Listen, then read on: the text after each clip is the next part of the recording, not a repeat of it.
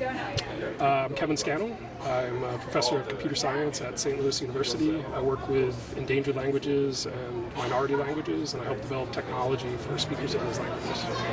So very often when we talk about endangered language, we don't talk about technology. It seems like, oh, endangered language, thing of the past. Why are you incorporating technology to endangered languages?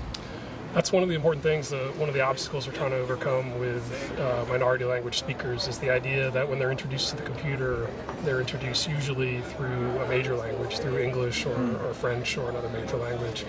So there's the idea that languages are old-fashioned or they're not sort of suitable for work with technology, and we're trying to change those attitudes. One of the ways we do it is providing software translated into languages like Irish and Scottish Gaelic, tools like just basic tools like spell checkers, keyboards, things like that speakers of English and other major languages take for granted. You have a connection to the Irish language. Why is that? I speak Irish, so I'm a fluent speaker. I was born in the U.S., but to Irish family. When I was in my 20s, I decided to learn the language properly. Started traveling to Ireland pretty regularly, trying to just gain some fluency. That's really what drew me into the work with language technology, was trying to start as a developer of technology for my own language, and that's kind of spread to working with lots of other minority languages. So, Breton, Celtic language as well. What are your suggestions for people who are trying to make that connection with technology and Breton language? There's some great work going on in Brittany right now for developing open source software. So there's a group translating Mozilla Firefox that's been really active for many years. For people who are just starting out, even if people who are fluent speakers, sometimes they're uncomfortable making the switch if they're used to the computer in French, say. And the thing to do is just take the plunge. Something like a web browser like Mozilla Firefox is a really easy way to get started. It's generally easy to figure out what's going on with a little bit of help. Maybe you have to look at a dictionary or something like that. But start small, and then eventually, hopefully, have your whole computer in Irish or in Breton. What about children? How do we get more kids interested by endangered languages via technology?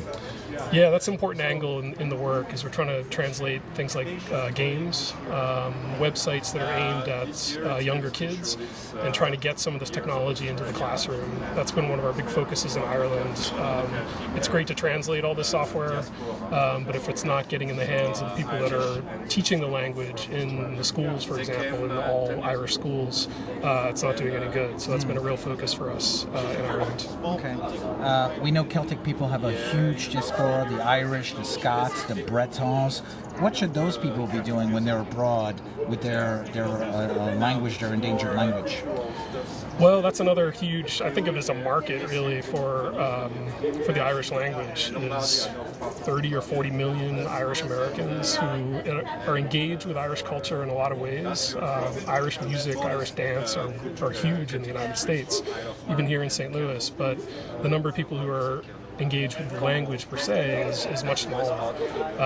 So we're trying to bring some of those people into the fold, starting small and starting via things like Irish music and dance, because it's a great entryway, which ties in some sense to the work you're doing with Breton music.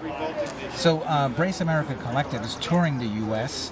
They're in St. Louis tonight, and you've come here tonight, and we thank you for that. Why is that important? It's a great experience for us. We don't get a whole lot of Breton music in St. Louis. There's some Irish music around. I've heard Breton music in Dublin, actually. There are sometimes Breton musicians who come and play in the Gaelic club Conran na Gaeilge in Dublin. So I've heard them there. But it's great to have visitors here to St. Louis. How can Celtic people work better together to save their languages?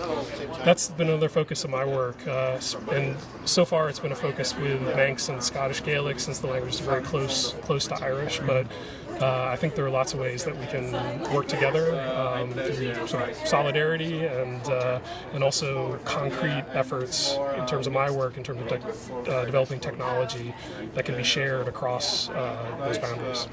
Have you been to the Inter-Celtic Festival of Lorient before? I have not. Heard about it, and I'd love to go. We might have to change that very soon. Kevin, thanks for coming out. We love having you, and keep on working on this technology stuff because that's the future. Merci. Thank you. To Breizh. Merci, Breizh.